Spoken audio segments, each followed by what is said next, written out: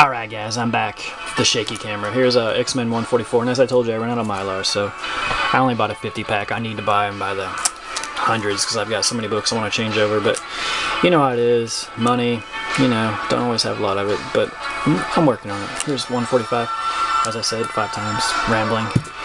X-Men 146. Man, I'd like to see Hitman Von Doom, see where he's at with his X-Men collection. I know he's probably got all these. Here's 147.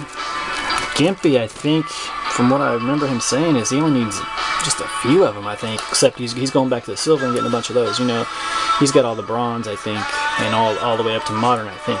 148. And I haven't really checked on DaCosta for a while how he's doing. I think he was collecting X-Men. Here's 149.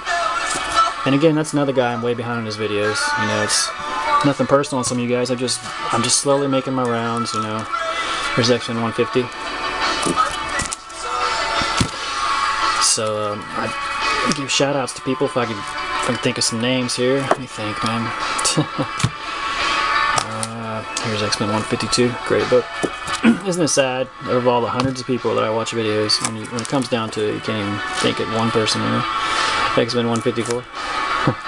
I just watched, what's his name, Lightning's videos. Lightning, he has some numbers at the end of his videos, but I haven't watched his videos forever, and he just got some great keys. He showed us, he talked about how he got his Amazing Spider-Man 129. Got a really, you know, great deal when he was a child. I love hearing stories like that. I mean, I've had many a key book that I got when I was a child, and it's so cool to look at that book and just remember when you got it. And it was cool that he actually had an extra one. He could flip that and got enough money to buy a bunch of keys he needed. And I just watched Cougar Comics. I haven't watched his videos for a minute. I know he uploads. He doesn't upload a lot of them, but when he does, they're just so quality. I loved seeing that. He was going through like an old box with Submariner books. Oh yeah, I think this is one of the first Rogue books, maybe in X-Men. I can't remember for sure. And here's 159. Yeah, Cougar Comics. He just has all these books that he bought off the stand, and that's just incredible. I don't have too many of those from my childhood. I have some, but that's what's cool about a book, when you can just look at it and you can just remember the time and the place where you were when you got the book. And that's what it's about, I think. Some of these books that I've, you know, even some X-Men books I'll show you here in a little bit if I can get to it. I remember getting them when I was a child. I think there's something about that in there. X-Men 163. And Captain Strangelove, he has a lot of nostalgia attached to his books too, and he's got a lot of stories. I love hearing it. 164. Pretty cool book. So I'm really trying to get a lot of these. I'm missing some, but you know, I'm doing pretty good with my X-Men collection, but I really want to get a lot of those early Phoenix appearances, like X-Men 100. Those books, it kind of hurts not having those books, but I haven't really made much of an attempt to get them yet. And I've been really on a Silver Marvel kick. But after watching Mr. Lightning's videos, he was showing a bunch of those Justice League books. Incredible. I need to get some more of those. These right here are great reads right here, these X-Men books. A lot of them. Still Claremont writing it, and this is a great cover. I like this. It's interesting. I'm not so sure that I like this cover. I usually like black covers, you know, but this one, I don't know, they kind of took the lazy way out and drawn the faces, really. Just kind of didn't really take a whole lot of time with the way Rogue's drawn, you know. It's kind of cool how Wolverine's in the foreground, but I don't know, not really. Not the best cover I've ever seen. Here's 174. This one's interesting, but yeah, I'd love to have more EC books. I'm looking at those in the background. I'm lucky to even have a few of those. X-Men 175, pretty cool. Anybody else out there, Cure fans? Let me know. X-Men 176. Sometimes you just want to hear that music that makes you want to slit your wrist. You know, just good music, man. I'm just saying that tongue in cheek. It's just, you know, sometimes this music seems kind of depressing, but it's just good stuff. Kind of on an 80s kick as well. Here's X-Men 178.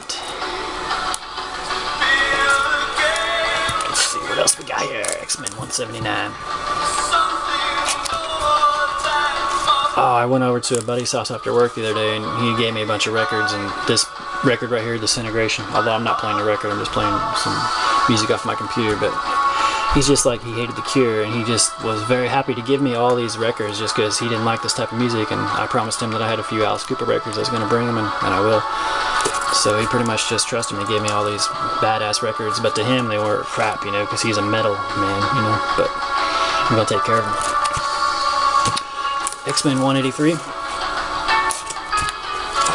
X-Men 184.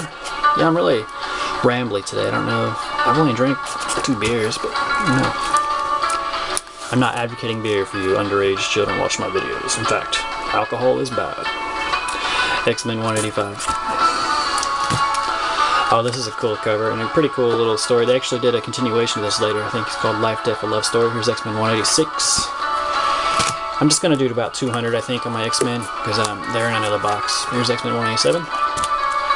But these are such great stories, and I need to go back and reread a lot of these. X-Men 193. It's just good times.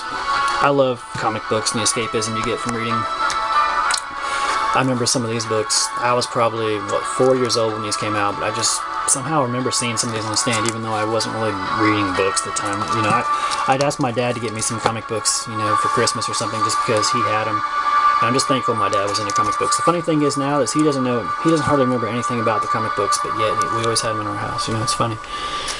Like, I mean, he comes over and just rummages through my books sometimes, but he doesn't remember hardly any of it, really. I don't know why. He just has a selective memory. But anyway, I'm very thankful that he got me into Silver Age Marvel.